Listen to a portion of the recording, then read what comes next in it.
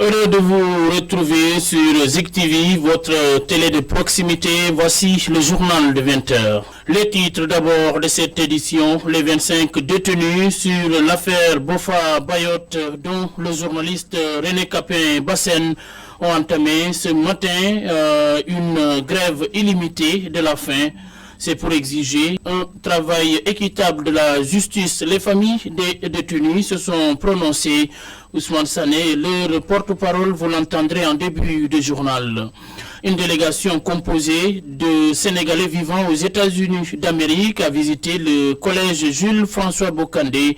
Ses composants, une fois sur place, ont pris l'engagement de changer le visage de cet établissement. Dans la région de Sidiou, 73 villages se sont donné rendez-vous à Djambati pour déplorer leurs mauvaises conditions de vie. Et puis en sport, championnat populaire Navetan, l'AIC Belfort est sacrée championne de la zone 1B de l'Orecave Ziguinchor en cadet comme en senior. Doudouka, le directeur général de l'AIBD, a été choisi comme parrain. Vous entendrez son message à l'endroit de la jeunesse. Présidentielle en Gambie, Adama Barrow a été réélu pour un second mandat avec 53,2% des suffrages. Bonsoir et bienvenue dans cette édition. Je vous le disais en titre, les familles des 25 détenus sur l'affaire dite Boffa Bayotte se sont rassemblées ce matin devant la maison d'arrêt et de correction de Ziguinchor. C'est pour demander justice et la libération de ces derniers qui ont entamé une grève de la faim illimitée. Ousmane Sané, leur porte-parole que nous écoutons avec Abba Seydi et Cheikh Badji. Oui, nous pouvons le confirmer, d'autant plus que d'après les informations qu'on a reçues depuis hier, ils ont confirmé qu'ils vont entamer une grève de faim ce matin. Encore une fois, faire appel au juge d'instruction, faire appel aussi au procureur de la République de Ziguinchor pour dire que vraiment c'est trop passé. Bientôt ils vont faire 4 ans en prison. Et c'est pour cette raison, encore une fois, ils pensent que la meilleure formule aujourd'hui, c'est d'organiser une grève de faim. Et vous savez, l'état de santé, on peut le dire, parce que dès le début qu'ils ont été arrêtés, il y avait des vieux qui étaient malades. Il y avait des gens qui ne se portaient pas bien, mais pendant tout ce temps-là, ils ont été arrêtés sur cette situation-là. Et je pense qu'aujourd'hui, c'est une autre situation encore qui va être endurée, d'autant plus qu'il y a des gens qui ne se sentent pas bien, mais ils disent qu'ils vont encore porter une grève de faim. Nous sommes inquiets dès le début qu'ils étaient arrêtés et jusqu'à présent. Et je pense qu'aujourd'hui, ils sont dans une situation très compliquée et très difficile. Et 4 ans en prison, bientôt ils vont faire 4 ans, je pense que c'est très compliqué à leur niveau. C'est une grève illimitée, d'autant plus que je pense que c'est la deuxième fois qu'ils sont en train d'organiser une grève de faim. Une troisième fois, je pense bien. Oui, parce que tout simplement aujourd'hui, parce que le juge d'instruction le procureur avait dit qu'ils ont déjà bouclé leur dossier. Et d'ici quelques temps, ils vont donner une suite favorable à ce dossier, mais jusqu'à présent, le constat que nous avons fait, et tout ça n'a pas été fait. Je vous le disais en titre, le collège Jules François Bocandé de Ziguinchor a reçu une délégation américaine ce vendredi au sein de ses locaux pour une visite de courtoisie. Une délégation dirigée par le professeur Moustapha Diak, spécialiste dans le domaine en ligne. Par ailleurs, ami de feu Jules François Bocandé, il veut changer le visage de cet établissement scolaire en outillant les élèves et les enseignants en matériel informatique de dernière génération. Moustapha Diak, que voici avec Abbas Seydi et Abbas Arunachoy. Je veux dire, Jules Bocandé, c'est vraiment un de mes meilleurs amis. Et quand Jules est décédé, malheureusement, j'avais jamais eu l'occasion de venir, je veux dire, pour célébrer et visiter les cimetières, tu vois. Ça, j'ai eu l'occasion de le faire hier avec l'invitation de Madame Bocandé. Et quand j'ai su que il y avait une école qui a été nommée après lui, et comme que c'est le domaine où moi vraiment j'évolue, j'avais vraiment une intention d'essayer de voir, de rencontrer l'école, le corps professoral et les étudiants pour essayer de voir comment est-ce qu'on peut faire pour vraiment soutenir et épauler l'école. Parce que je disais tout de suite que depuis l'événement de la pandémie, l'éducation a beaucoup changé. Et pour essayer un peu donc d'établir quand même une certaine infrastructure pour l'école. Là, je suis en train de lancer un groupe de consultance dans le domaine de l'éducation numérique.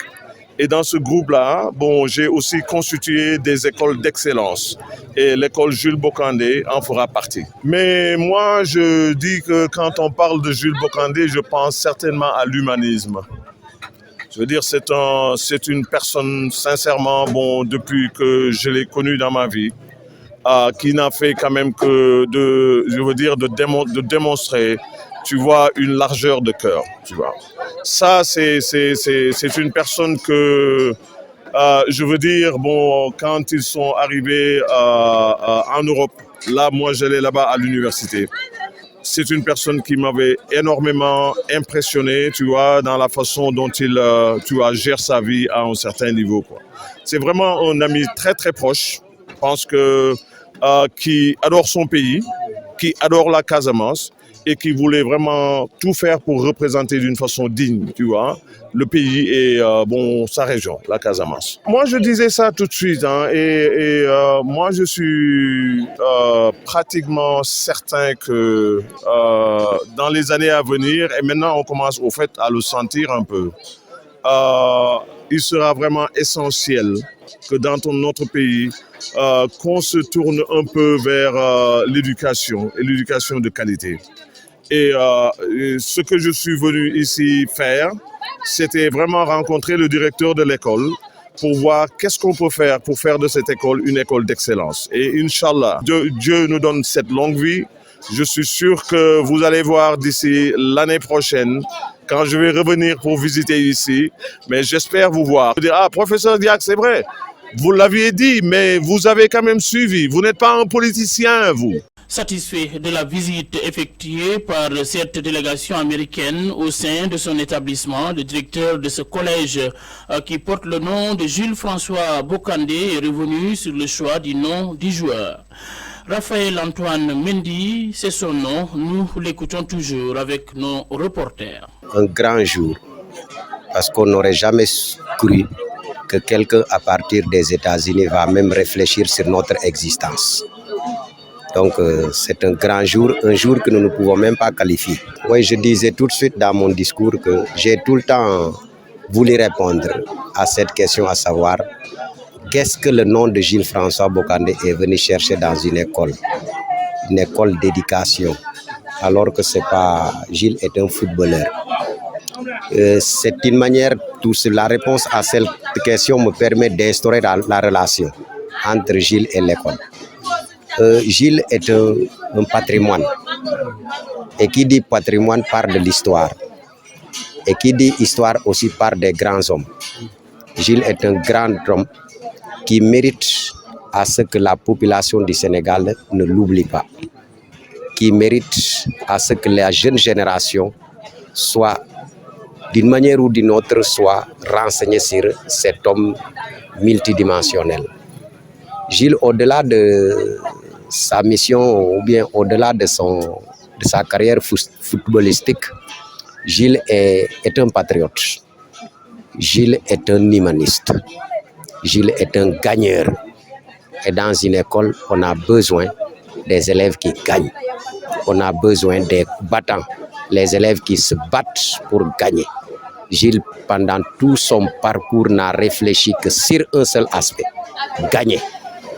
Gagner, toujours gagner. Pour mériter véritablement le nom de ce grand homme, que le Sénégal ne peut pas oublier, mais surtout nous, la Casamance, nous n'oublierons jamais. Nous allons dans la région de Sédhiou, plus précisément à Diambati, village situé dans le département de Bounkiling. Plus de 70 villages qui traversent les mêmes difficultés s'y sont donné rendez-vous. C'était à l'occasion d'une grande marche improvisée qui a mobilisé des centaines de personnes. L'objectif est de dénoncer avant d'exiger l'électrification totale, l'adduction en eau potable, la réhabilitation du pont artisanal vieux de plusieurs décennies et qui divise les populations. Une marche soutenue par le mouvement Vision Citoyenne dont le coordinateur s'appelle Madia Diop-Sané. L'objet de cette rencontre aujourd'hui sera par rapport à un certain nombre de doléances posées par les populations de la commune d'arrondissement de Djambati, Djaroumé. Ce qu'on pouvait vous dire, c'est de vous dire, actuellement dans cette commune, nous pensons être quasiment au 15e siècle ou au 14e siècle. Parce qu'en réalité, ce que nous observons dans cette commune, nous le disons, c'est inadmissible, impensable, aberrant de voir une commune de quasiment 73 villages qui n'a ni électricité, qui n'a ni une bonne route, où le problème d'eau se pose à chaque fois et à chaque instant. Nous parlons de Sénégal émergent et nous disons autre que nous sommes au 21e siècle.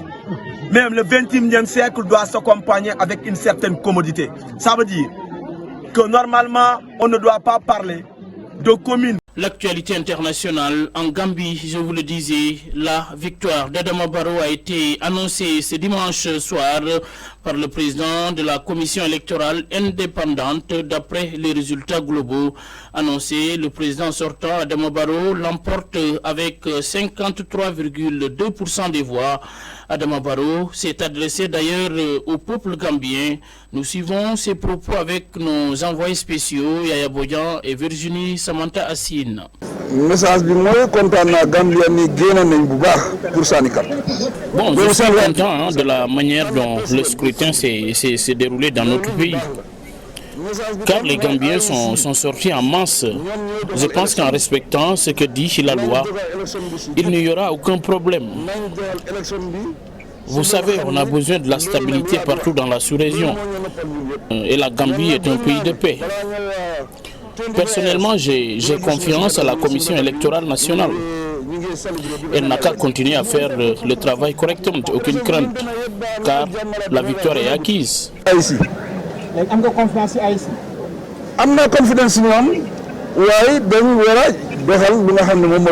Nous poursuivons l'actualité internationale. Un accrochage a eu lieu à 5 km de Fanito dans la zone des 3 frontières avec un groupe de djihadistes. Les renforts aériens et terrestres arrivés sur les lieux ont permis de mettre en déroute l'ennemi, selon un communiqué des autorités. Un tribunal birman a condamné ce lundi 6 décembre l'ex-chef du gouvernement civil Aung San Suu Kyi à 4 ans de prison pour incitation aux troubles publics et violation des règles sanitaires liées au Covid-19 poursuivies par la junte militaire. Elle doit encore répondre d'autres accusations. Amnesty International dénonce l'armée birmane coupable d'asphyxier les libertés. Dans un instant, les sports. Je vous le disais en titre également, championnat populaire Navetan, l'AIC Belfort ratisse tout sur son passage. Elle a battu dans la zone 1 de l'ODCAV Ziguinchor en cadet l'AIC Santiaba et en senior l'AIC Kadior, respectivement 1-0 et par tir au but 4-3. C'était ce week-end au stade Aline Sitoé Diatta, rempli comme un neuf, nous dit notre reporter Ibrahim Dari. Ce fut un moment de compétition de haut niveau dans un stade Aline Sitoé Diatta plein à craquer. Une folle ambiance a dominé cette rencontre festive dans les gradins du stade mythique de Ziguinchor.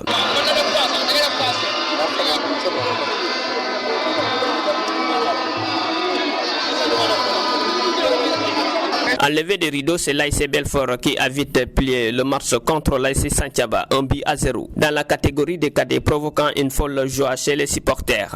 En senior, la finale qui a démarré un peu après minuit s'est bien déroulée. C'est l'AIC Kadior qui a ouvert les scores dans la deuxième partie. Mais l'adversaire qui n'est pas prêt à perdre cette finale s'est vite réorganisé avant de revenir au score, 1 but partout.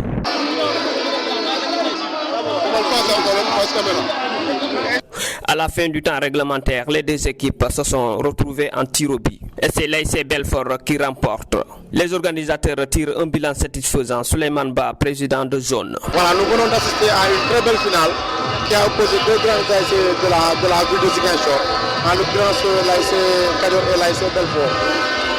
Nous encourageons l'AIC Belfort et nous félicitons vivement l'AIC Belfort. Nous encourageons l'AIC Kadior et nous félicitons vivement l'AIC Belfort. Voilà, pour sa brillante victoire. Et c'est la jeunesse qui a gagné. Voilà. Une belle mobilisation a ponctué la fête du football. Le stade qui a fait le plein n'a pas pu contenir les supporters, dont certains ont été bloqués à l'entrée. Le parrain de la finale, Doudouka, venu à 15 minutes de la fin de la première période, a sorti les gros moyens pour accompagner la jeunesse de Ziguinchor.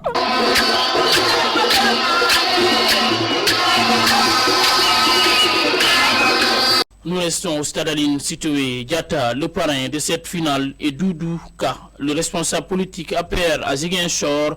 Il est par ailleurs directeur général de l'AIBD, fils de la localité. Nous suivons ses propos avec nos reporters. Venu avec mes jeunes, avec ma jeunesse au stade ici, donc un stade plein à craquer, donc qui témoigne que Ziguinchor est une belle ville sportive, est une belle ville de football, et que la jeunesse a toujours son énergie qui me fait courir jusqu'à présent, qui me fait toujours courir.